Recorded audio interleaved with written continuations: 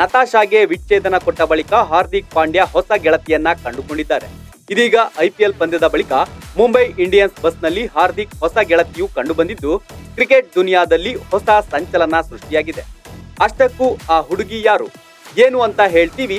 ಅದಕ್ಕೂ ಮೊದಲು boss TV Kannada channel ಅನ್ನ ಸಬ್ಸ್ಕ್ರೈಬ್ ಮಾಡಿ. ಇಂಡಿಯನ್ ಪ್ರೀಮಿಯರ್ ಲೀಗ್ 2025ರ ಪಂದ್ಯಗಳಲ್ಲಿನ ಪ್ರದರ್ಶನದ ಹೊರತಾಗಿ ಕ್ರಿಕೆಟಿಗ ಹಾರ್ದಿಕ್ ಪಾಂಡ್ಯ ತಮ್ಮ ಗೆಳತಿ ಜಾಸ್ಮಿನ್ ವಾಲಿಯಾ ಅವರ ವಿಷಯದಲ್ಲೂ ಸಖತ್ ಸುದ್ದಿಯಲ್ಲಿದ್ದಾರೆ. ಕೆಲವು ಸಮಯದಿಂದ ಕ್ರಿಕೆಟಿಗ ಬ್ರಿಟಿಷ್ ಗಾಯಕಿ, ಟಿವಿ ನಿರೂಪಕಿ ಜಾಸ್ಮಿನ್ ವಾಲಿಯಾ ಅವರೊಂದಿಗೆ ಡೇಟಿಂಗ್ ಮಾಡ್ತಿದ್ದಾರೆ ಎಂಬ ಸುದ್ದಿ ಹರಿದಾಡ್ತಿದೆ. ಈ ಗಾಯಕಿ ಹಲವಾರು ಸಂದರ್ಭಗಳಲ್ಲಿ ಪಾಂಡ್ಯ ಅವರನ್ನ ಬೆಂಬಲಿಸುತ್ತಿರುವುದು ಕಂಡುಬಂದಿದೆ.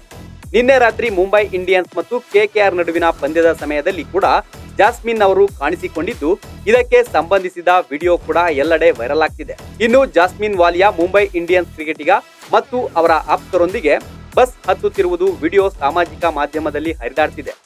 ಜಾಸ್ಮಿನ್ ಉದ್ದನೆಯ ಕಪ್ಪು ಉಡುಪನ್ನ ಧರಿಸಿದ್ದು ಬಸ್ ಏರಿ ಹಿಂದಿನ ಸೀಟಿನಲ್ಲಿ ಕುಳಿತುಕೊಂಡಿದ್ದಾರೆ. ಜಾಸ್ಮಿನ್ ಬಸ್ ಹತ್ತಿದ್ದು ಹಾರ್ದಿಕ್ ಅವರ ಸಂಬಂಧದ ಬಗ್ಗೆ ಮತ್ತಷ್ಟು ಊಹಾಪೋಹಗಳಿಗೆ ಕಾರಣವಾಗಿದೆ.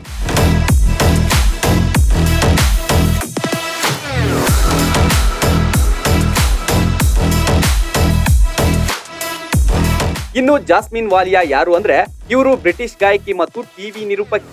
ಬಾಲಿವುಡ್ ಸಿನಿಮಾ ಸೋನು ಕೆ ಟಿಟು ಕಿ ಸ್ವೀಟಿಯಲ್ಲಿ ಜಾನ್ ನೈಟ್ ಜೊತೆಗಿನ ಬಾಂಬ್ ಡಿಗ್ಗಿ ಹಾಡಿಗೆ ಫೇಮಸ್ ಆಗಿದ್ದಾರೆ. ಅವರು reality TV series the only way is Essex ನಲ್ಲಿ ನಟಿಸುವ ಮೂಲಕ ಖ್ಯಾತಿ ಪಡೆದರು.